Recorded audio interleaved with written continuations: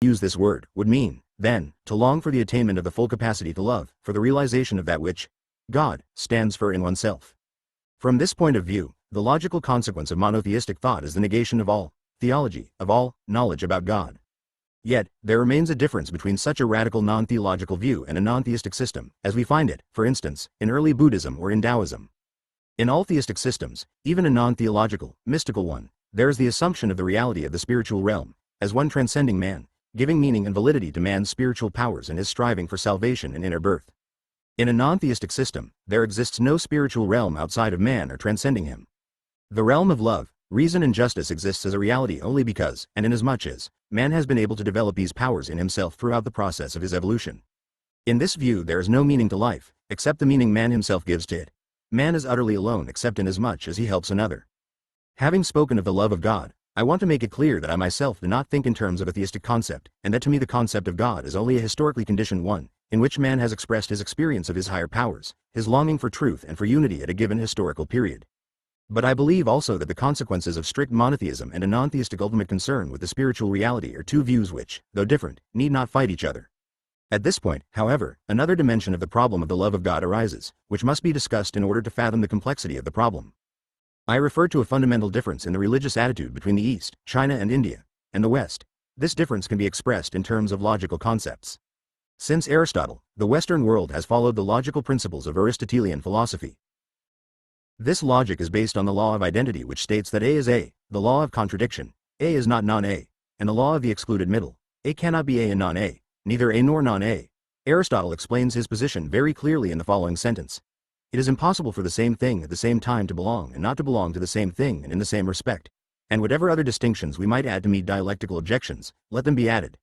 This, then, is the most certain of all principles. This axiom of Aristotelian logic has so deeply imbued our habits of thought that it is felt to be natural and self-evident, while on the other hand the statement that X is A and not A seems to be nonsensical. Of course, the statement refers to the subject X at a given time, not to X now and X later, or one aspect of X as against another aspect. In opposition to Aristotelian logic is what one might call paradoxical logic, which assumes that A and non-A do not exclude each other as predicates of X. Paradoxical logic was predominant in Chinese and Indian thinking, in the philosophy of Heraclitus, and then again, under the name of dialectics, it became the philosophy of Hegel and of Marx. The general principle of paradoxical logic has been clearly described by Lao Tse. Words that are strictly true seem to be paradoxical. And by Chuang Tzu, that which is one, that which is not one is also one. These formulations of paradoxical logic are positive, it is and it is not. Another formulation is negative, it is neither this nor that. The former expression of thought we find in Taoist thought, in Heraclitus and again in Hegelian dialectics. The latter formulation is frequent in Indian philosophy. Although it would transcend the scope of this book to give a more detailed description of the difference between Aristotelian and paradoxical logic, I shall mention a few illustrations in order to make the principle more understandable. Paradoxical logic in Western thought has its earliest philosophical expression in Heraclitus' philosophy. He assumes the conflict between opposites as the basis of all existence. They do not understand, he says, that the all-one, conflicting in itself, is identical with itself, conflicting harmony as in the bow and in the lyre. Or still more clearly, we go into the same river, and yet not in the same, it is we and it is not we. Ibid. Page 132. Or, one and the same manifests itself in things as living and dead, waking and sleeping, young and old. Ibid. Page 133. In Lao Tse's philosophy the same idea is expressed in a more poetic form. A characteristic example of Taoist paradoxical thinking is the following statement. Gravity is the root of lightness, stillness the ruler of movement. Muller, Op. Cit. Page 69. Or, the Tao in its regular course does nothing and so there is nothing which he does not do. Ibid. Page 79. Or, my words are very easy to know, and very easy to practice, but there is no one in the world who is able to know and able to practice them. Ibid. Page 112. In Taoist thinking, just as in Indian and Socratic thinking, the highest step to which thought can lead is to know that we do not know. To know and yet think we do not know is the highest attainment, not to know and yet think we do know is a disease. Ibid. Page 113. It is only a consequence of this philosophy that the highest God cannot be named. The ultimate reality, the ultimate one cannot be caught in words or in thoughts. As Lao Tse puts it, the Tao that can be trodden is not the enduring and unchanging Tao. The name that can be named is not the enduring and unchanging name. Ibid. Page 47. Or, in a different formulation, we look at it, and we do not see it, and we name it the equable. We listen to it, and we do not hear it, and we name it the inaudible. We try to grasp it, and do not get hold of it, and we name it the subtle. With these three qualities, it cannot be made the subject of description, and hence we blend them together and obtain the one. Ibid. Page 57. And still another formulation of the same idea. He who knows the Tao does not care to speak about it. He who is, however, ready to speak about it does not know it. Ibid. Page 100. Brahman philosophy was concerned with the relationship between manifoldness of phenomena and unity, Brahman. But paradoxical philosophy is neither in India nor in China to be confused with a dualistic standpoint. The harmony, unity, consists in the conflicting position from which it is made up. Brahmanical thinking was centered from the beginning around the paradox of the simultaneous antagonisms, yet, identity of the manifest forces and forms of the phenomenal world. The ultimate power in the universe as well as in man transcends both the conceptual and the sensual sphere. It is therefore, neither this nor thus. But, as Zimmer remarks, there is no antagonism between real and unreal, in this strictly non-dualistic realization. Ibid. In their search for unity behind manifoldness, the Brahman thinkers came to the conclusion that the perceived pair of opposites reflects the nature not of things but of the perceiving mind. The perceiving thought must transcend itself if it is to attain true reality.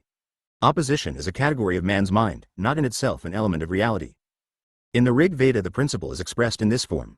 I am the two, the life force and the life material, the two at once. The ultimate consequence of the idea that thought can only perceive in contradictions has found an even more drastic sequence in Vedantic thinking, which postulates that thought, with all its fine distinction, was only a more subtle horizon of ignorance, in fact the most subtle of all the deluding devices of Maya. Ibid. Page 424. Paradoxical logic has a significant bearing on the concept of God. Inasmuch as God represents the ultimate reality, and inasmuch as the human mind perceives reality in contradictions, no positive statement can be made of God. In the Vedantas the idea of an omniscient and omnipotent God is considered the ultimate form of ignorance. Cf. Zimmer, Ibid. Page 424. We see here the connection with the namelessness of the Tao, the nameless name of the God who reveals himself to Moses, of the absolute nothing, of Meister Eckhart. Man can only know the negation, never the position of ultimate reality. Meanwhile man cannot know what God is, even though he be ever so well aware of what God is not. Thus contented with nothing, the mind clamors for the highest good of all. For Meister Eckhart, the Divine One is a negation of negations and a denial of denials. Every creature contains a negation, one denies that it is the other. It is only a further consequence that God becomes for Meister Eckhart the absolute nothing, just as the ultimate reality is the Ein Sof, the endless one, for the Kabbalah. I have discussed the difference between Aristotelian and paradoxical logic in order to prepare the ground for an important difference in the concept of the love of God. The teachers of paradoxical logic say that man can perceive reality only in contradictions, and can never perceive in thought the ultimate reality unity, the one itself. This led to the consequence that one did not seek as the ultimate aim to find the answer in thought. Thought can only lead us to the knowledge that it cannot give us the ultimate answer. The world of thought remains caught in the paradox. The only way in which the world can be grasped ultimately lies, not in thought, but in the act, in the experience of oneness. Thus paradoxical logic leads to the conclusion that the love of God is neither the knowledge of God in thought, nor the thought of one's love of God, but the act of experiencing the oneness with God. This leads to the emphasis on the right way of living. All of life, every little and every important action, is devoted to the knowledge of God, but a knowledge not in right thought, but in right action. This can be clearly seen in Oriental religions. In Brahmanism as well as in Buddhism and Taoism, the ultimate aim of religion is not the right belief, but the right action. We find the same emphasis in the Jewish religion. There was hardly ever a schism over belief in the Jewish tradition. The one great exception, the difference between Pharisees and Sadducees, was essentially one of two opposite social classes. The emphasis of the Jewish religion was, especially from the beginning of our era on the right way of living, the halacha. This word actually having the same meaning as the Tao. In modern history, the same principle is expressed in the thought of Spinoza, Marx and Freud. In Spinoza's philosophy the emphasis is shifted from the right belief to the right conduct of life. Marx stated the same principle when he said, the philosophers have interpreted the world in different ways, the task is to transform it. Freud's paradoxical logic leads him to the process of psychoanalytic therapy, the ever-deepening experience of oneself. From the standpoint of paradoxical logic the emphasis is not on thought, but on the act. This attitude had several other consequences. First of all, it led to the tolerance which we find in Indian and Chinese religious development. If the right thought is not the ultimate truth, and not the way to salvation, there is no reason to fight others, whose thinking has arrived at different formulations. This tolerance is beautifully expressed in the story of several men who were asked to describe an elephant in the dark. One, touching his trunk, said, "This animal is like a water pipe." Another, touching his ear, said, "This animal is like a fan." A third, touching his legs, described the animal as a pillar. Secondly, the paradoxical standpoint led to the emphasis on transforming man, rather than to the development of dogma on the one hand, and science on the other. From the Indian, Chinese and mystical standpoints, the religious task of man is not to think right, but to act right, and or to become one with the one in the act of concentrated meditation. The opposite is true for the mainstream of Western thought. Since one expected to find the ultimate truth in the right thought, major emphasis was on thought, although right action was held to be important too. In religious development, this led to the formulation of dogmas, endless arguments about dogmatic formulations, and intolerance of the non-believer or heretic. It furthermore led to the emphasis on believing in God as the main aim of a religious attitude. This, of course, did not mean that there was not also the concept that one ought to live right. But nevertheless, the person who believed in God, even if he did not live God, felt himself to be superior to the one who lived God, but did not believe in him. The emphasis on thought has also another and historically a very important consequence. The idea that one could find the truth in thought led not only to dogma, but also to science. In scientific thought, the correct thought is all that matters, both from the aspect of intellectual honesty, as well as from the aspect of the application of scientific thought to practice. That is, to technique. In short, paradoxical thought led to tolerance and an effort towards self-transformation. The Aristotelian standpoint led to dogma and science, to the Catholic Church, and to the discovery of atomic energy. The consequences of this difference between the two standpoints for the problem of the love of God have already been explained implicitly, and need only to be summarized briefly.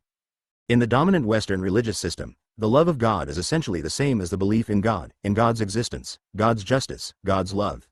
The love of God is essentially a thought experience. In the Eastern religions and in mysticism, the love of God is an intense feeling experience of oneness, inseparably linked with the expression of this love in every act of living. The most radical formulation has been given to this goal by Meister Eckhart. If therefore I am changed into God and he makes me one with himself, then, by the living God, there is no distinction between us. Some people imagine that they are going to see God, as if he were standing yonder, and they hear, but it is not to be so. God and I, we are one. By knowing God I take him to myself. By loving God, I penetrate him.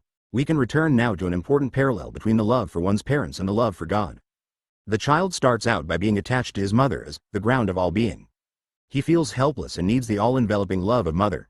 He then turns to father as the new center of his affections, father being a guiding principle for thought and action. In this stage he is motivated by the need to acquire father's praise, and to avoid his displeasure. In the stage of full maturity he has freed himself from the person of mother and of father as protecting and commanding powers. He has established the motherly and fatherly principles in himself. He has become his own father and mother, he is father and mother.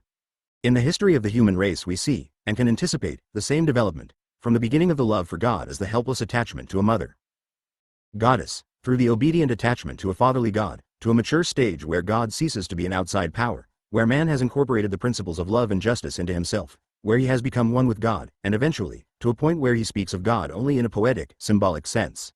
From these considerations it follows that the love for God cannot be separated from the love for one's parents.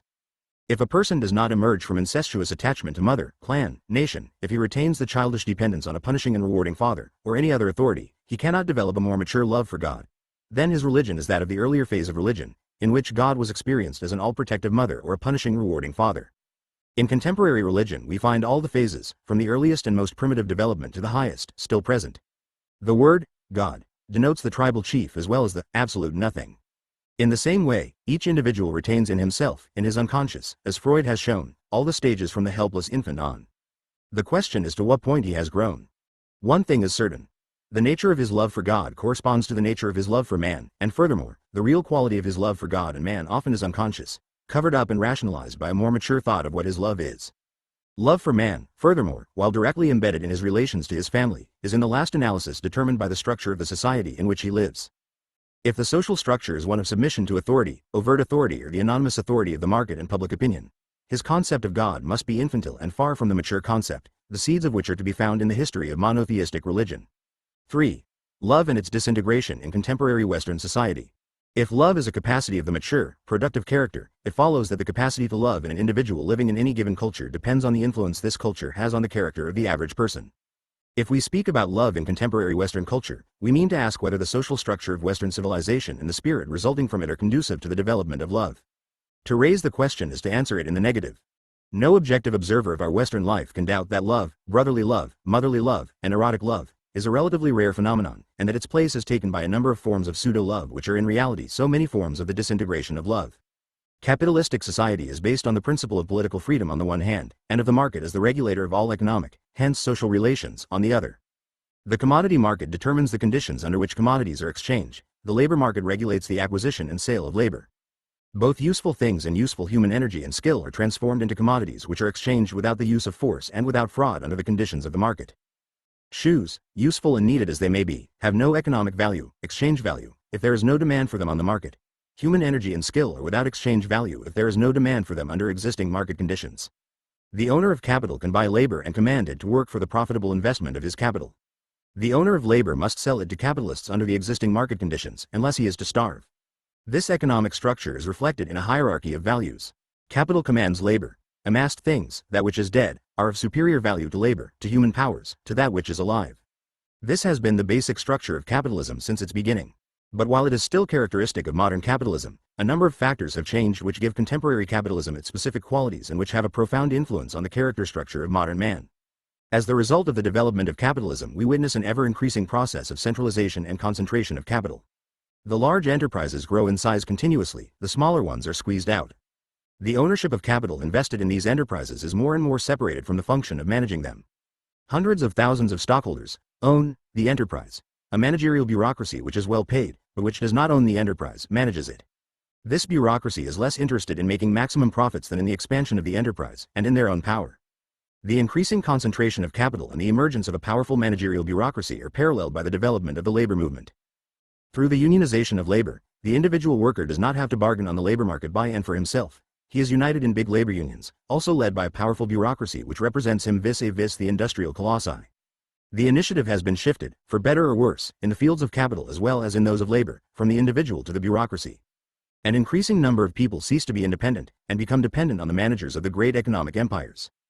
Another decisive feature resulting from this concentration of capital, and characteristic of modern capitalism, lies in the specific way of the organization of work. Vastly centralized enterprises with a radical division of labor led to an organization of work where the individual loses his individuality, where he becomes an expendable cog in the machine. The human problem of modern capitalism can be formulated in this way. Modern capitalism needs men who cooperate smoothly and in large numbers, who want to consume more and more, and whose tastes are standardized and can be easily influenced and anticipated. It needs men who feel free and independent, not subject to any authority or principle or conscience, yet willing to be commanded, to do what is expected of them, to fit into the social machine without friction, who can be guided without force, led without leaders, prompted without aim, except the one to make good, to be on the move, to function, to go ahead. What is the outcome? Modern man is alienated from himself, from his fellow men, and from nature. He has been transformed into a commodity, experiences his life forces as an investment which must bring him the maximum profit obtainable under existing market conditions. Human relations are essentially those of alienated automatons, each basing his security on staying close to the herd and not being different in thought, feeling or action. While everybody tries to be as close as possible to the rest, everybody remains utterly alone, pervaded by the deep sense of insecurity, anxiety and guilt which always results when human separateness cannot be overcome. Our civilization offers many palliatives which help people to be consciously unaware of this aloneness. First of all, the strict routine of bureaucratized, mechanical work, which helps people to remain unaware of their most fundamental human desires, of the longing for transcendence and unity. Inasmuch as the routine alone does not succeed in this, man overcomes his unconscious despair by the routine of amusement, the passive consumption of sounds and sights offered by the amusement industry, furthermore by the satisfaction of buying ever new things, and soon exchanging them for others. Modern man is actually close to the picture Huxley describes in his Brave New World. Well-fed, well-clad, satisfied sexually, yet without self, without any except the most superficial contact with his fellow men, guided by the slogans which Huxley formulated so succinctly, such as, "When the individual feels, the community reels," or, "Never put off till tomorrow the fun you can have today," or, as the crowning statement, "Everybody is happy nowadays." Man's happiness today consists in having fun. Having fun lies in the satisfaction of consuming and taking in commodities, sights, food, drinks, cigarettes, people, lectures, books, movies. All are consumed, swallowed. The world is one great object for our appetite, a big apple, a big bottle, a big breast. We are the sucklers, the eternally expectant ones, the hopeful ones, and the eternally disappointed ones. Our character is geared to exchange and to receive, to barter and to consume. Everything, spiritual as well as material objects, becomes an object of exchange and of consumption. The situation as far as love is concerned corresponds, as it has to by necessity, to this social character of modern man.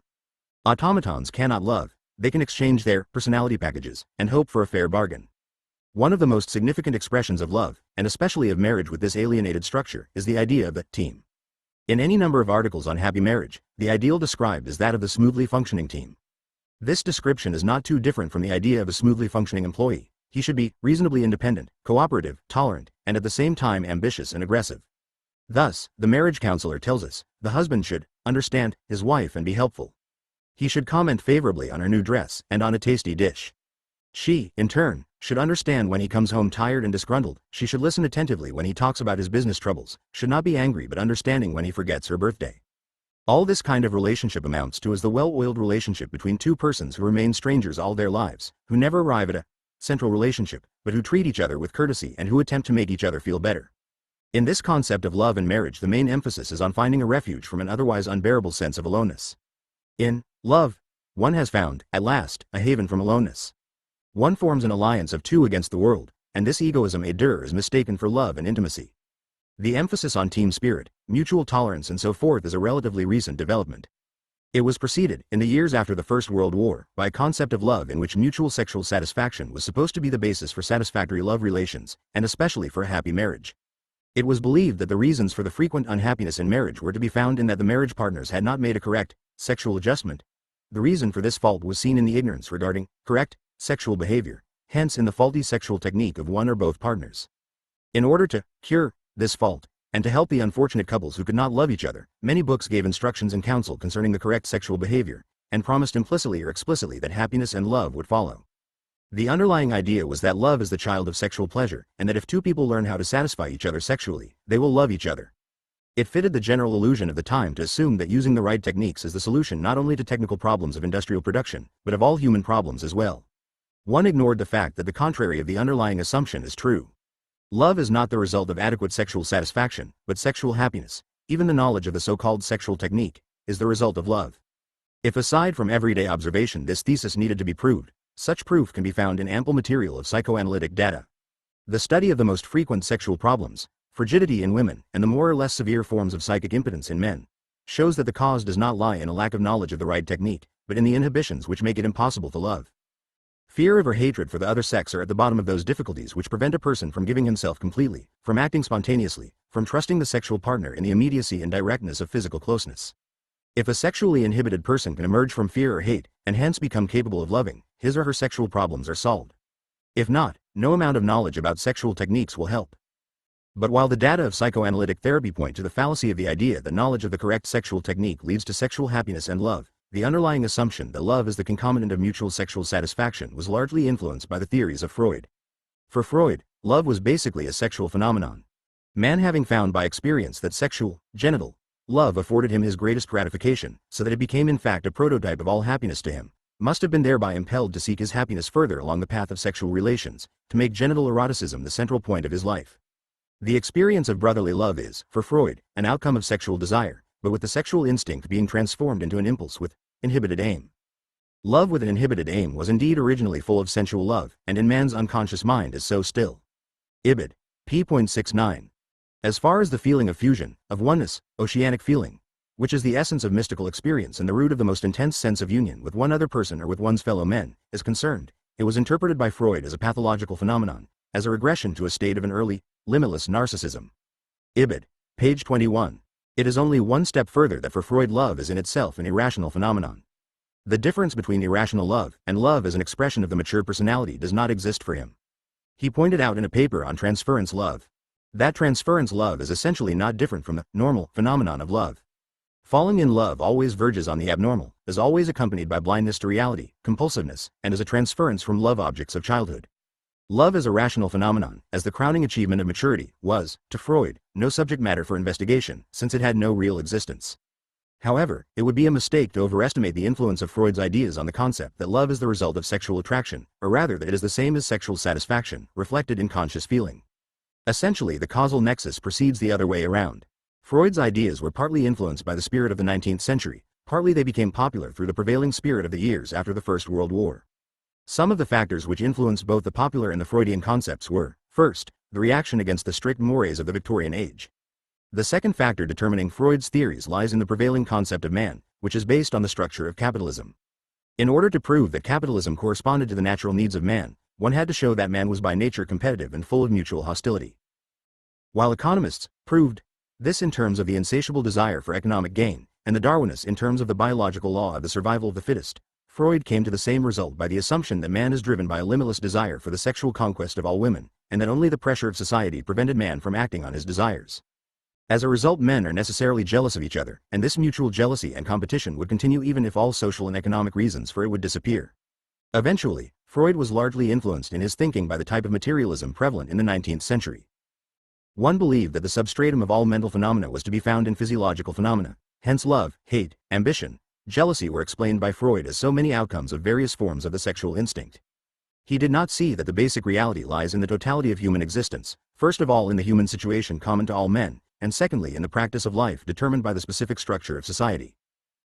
The decisive step beyond this type of materialism was taken by Marx in his Historical Materialism, in which not the body, nor an instinct like the need for food or possession, serves as the key to the understanding of man, but the total life process of man, his practice of life. According to Freud, the full and uninhibited satisfaction of all instinctual desires would create mental health and happiness. But the obvious clinical facts demonstrate that men and women who devote their lives to unrestricted sexual satisfaction do not attain happiness, and very often suffer from severe neurotic conflicts or symptoms. The complete satisfaction of all instinctual needs is not only not a basis for happiness, it does not even guarantee sanity. Yet Freud's idea could only have become so popular in the period after the First World War because of the changes which had occurred in the spirit of capitalism, from the emphasis on saving to that on spending, from self-frustration as a means for economic success to consumption as the basis for an ever-widening market, and as the main satisfaction for the anxious, automatized individual. Not to postpone the satisfaction of any desire became the main tendency in the sphere of sex as well as in that of all material consumption. It is interesting to compare the concepts of Freud, which correspond to the spirit of capitalism as it existed, yet unbroken, around the beginning of this century, with the theoretical concepts of one of the most brilliant contemporary psychoanalysts, the late H.S. Sullivan. In Sullivan's psychoanalytic system we find, in contrast to Freud's, a strict division between sexuality and love. What is the meaning of love and intimacy in Sullivan's concept? Intimacy is that type of situation involving two people which permits validation of all components of personal worth. Validation of personal worth requires a type of relationship which I call collaboration, by which I mean clearly formulated adjustments of one's behavior to the expressed needs of the other person in pursuit of increasingly identical, that is, more and more nearly mutual satisfactions, and in the maintenance of increasingly similar security operations. If we free Sullivan's statement from its somewhat involved language, the essence of love is seen in a situation of collaboration, in which two people feel. We play according to the rules of the game to preserve our prestige and feeling of superiority and merit.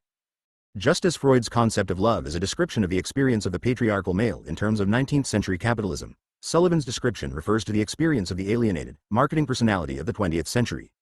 It is a description of an egotism à deux, of two people pooling their common interests and standing together against a hostile and alienated world. Actually, his definition of intimacy is in principle valid for the feeling of any cooperating team, in which everybody adjusts his behavior to the expressed needs of the other person in the pursuit of common aims. It is remarkable that Sullivan speaks here of expressed needs, when the least one could say about love is that it implies a reaction to unexpressed needs between two people. Love as mutual sexual satisfaction, and love as teamwork, and as a haven from loneliness, are the two normal forms of the disintegration of love in modern Western society, the socially patterned pathology of love. There are many individualized forms of the pathology of love, which result in conscious suffering and which are considered neurotic by psychiatrists and an increasing number of laymen alike. Some of the more frequent ones are briefly described in the following examples. The basic condition for neurotic love lies in the fact that one or both of the lovers have remained attached to the figure of a parent, and transfer the feelings, expectations and fears one once had toward father or mother to the loved person in adult life. The persons involved have never emerged from a pattern of infantile relatedness, and seek for this pattern in their affective demands in adult life. In these cases, the person has remained, effectively, a child of 2 or of 5 or of 12, while intellectually and socially he is on the level of his chronological age. In the more severe cases, this emotional immaturity leads to disturbances in his social effectiveness. In the less severe ones, the conflict is limited to the sphere of intimate personal relationships. Referring to our previous discussion of the mother or father-centered personality, the following example for this type of neurotic love relation to be found frequently today deals with men who in their emotional development have remained stuck in an infantile attachment to mother. These are men who have never been weaned as it were from mother. These men still feel like children. They want mother's protection, love, warmth, care, and admiration. They want mother's unconditional love, a love which is given for no other reason than that they need it, that they are mother's child, that they are helpless. Such men frequently are quite affectionate and charming if they try to induce a woman to love them, and even after they have succeeded in this. But their relationship to the woman, as, in fact, to all other people, remains superficial and irresponsible. Their aim is to be loved, not to love. There is usually a good deal of vanity in this type of man, more or less hidden grandiose ideas.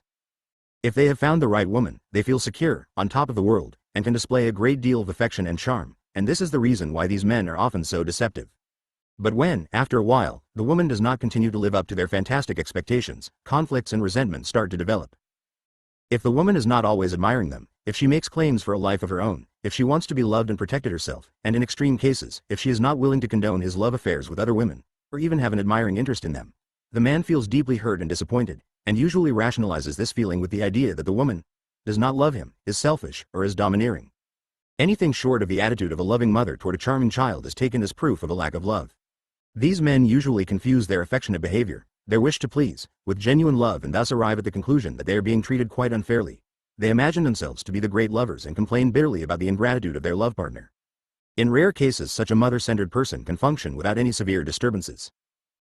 If his mother, in fact, loved him in an overprotective manner, perhaps being domineering, but without being destructive, if he finds a wife of the same motherly type, if his special gifts and talents permit him to use his charm and be admired, as is the case sometimes with successful politicians, he is well-adjusted, in a social sense, without ever reaching a higher level of maturity.